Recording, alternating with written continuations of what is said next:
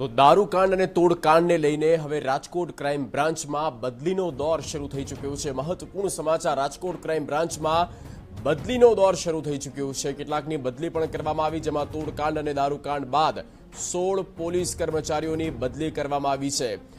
મહેશ મઢ, જયંતિ ગોહેલ, આર.કે. જાડેજાની બદલી કરી દેવામાં આવી છે। 16 પોલીસ કર્મચારી, જેમાં મયુર પટેલ, મંચી ડાંગર, અશોક ડાંગર, ઉમેશ ચાવડાને પરત પોલીસ મથકમાં મૂકવામાં આવ્યા। પુષ્પરાજ સિંહ અને ભગીરથ સિંહની એ ડિવિઝનમાં બદલી કરી દેવામાં આવી છે। જયેશ નિમાવતની થોરાળા પોલીસ મથકમાં બદલી કરી દેવામાં આવી છે।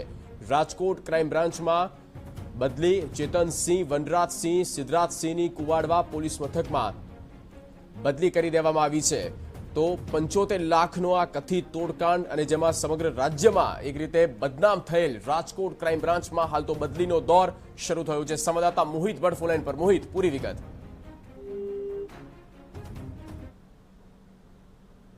તો રાજકોટ ક્રાઇમ બ્રાન્ચ પોલીસ કર્મચારીઓની દારૂકાંડમાં સંડોવણી સામે આવી, કેટલાકને સસ્પેન્ડ કરવામાં આવ્યા અને 16 પોલીસ કર્મચારીઓ છે જેઓની ટ્રાન્સફર થઈ ચૂકી છે, જેમને અન્ય ઝોનમાં લઈ જવામાં આવ્યા છે, એટલે કે તેમની ટ્રાન્સફર કરવામાં આવી છે। તોડકાંડ અને દારૂકાંડ બાદ 16 પોલીસ કર્મચારીઓની બદલી કરી દેવામાં આવી છે।